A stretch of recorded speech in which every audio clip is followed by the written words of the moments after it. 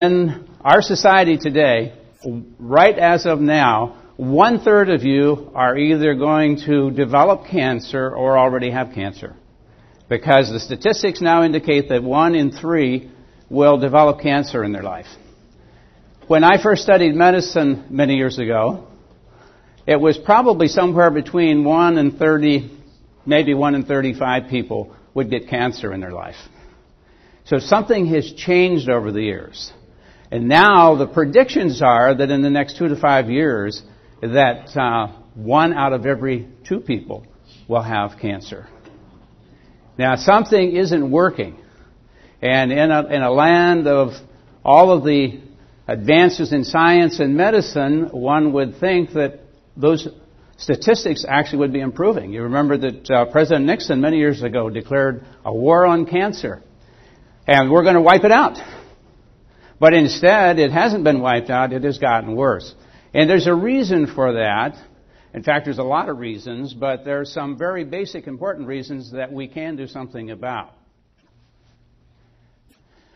The reason for that problem is, one of the majors is that the food supply is a problem. That's where we normally would get the source of those. And if you study what's happened with the food, the Department of Agriculture, way back in the 30s, realized that in this country we were having a depletion of the nutrients of the soil and the food that was being grown. They did a study and said it's a problem, but for some reason, even though they made a document on it, it never was publicized very much, so not very many people heard about it. In 1966, they did a major study of the vitamin, mineral, protein, etc., the content of the plants that are being grown. In other words, the vegetables and the fruits that are being put on the market for us to eat. They found that they were extremely low in 1966. In other words, even worse than 1937.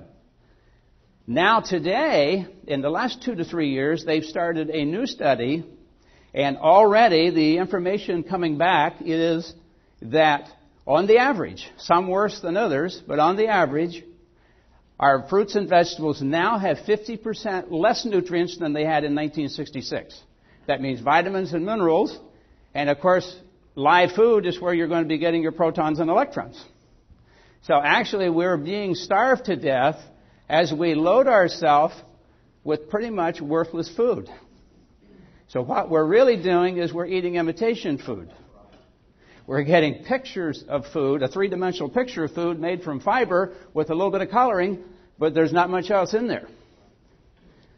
And so, looking into this, we can see that there's a big problem. We can see why there's cancer, because I didn't mention, but in this third quadrant, right about in this part, as you go out from the health zone, is what's called a precancer zone. As you go farther, we then get into what would be called the onset of malignancy.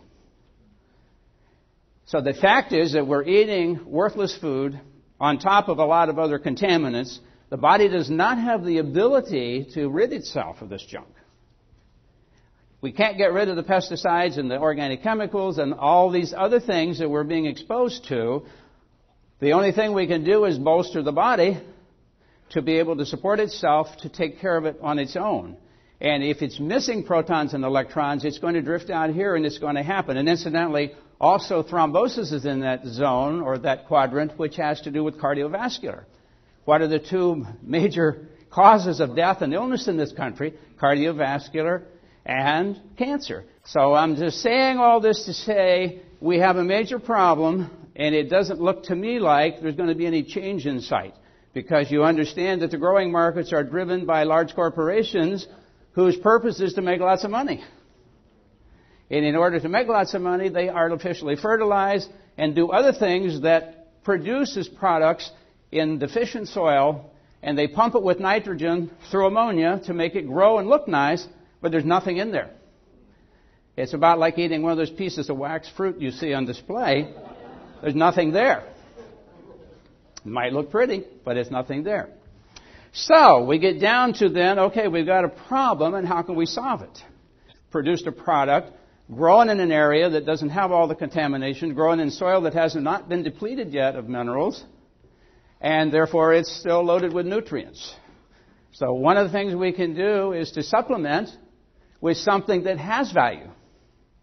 And, of course, it was mentioned last night that the studies already indicate that it's very high as an antioxidant. And what does it mean when something is high as an antioxidant? It means that it's loaded with electrons.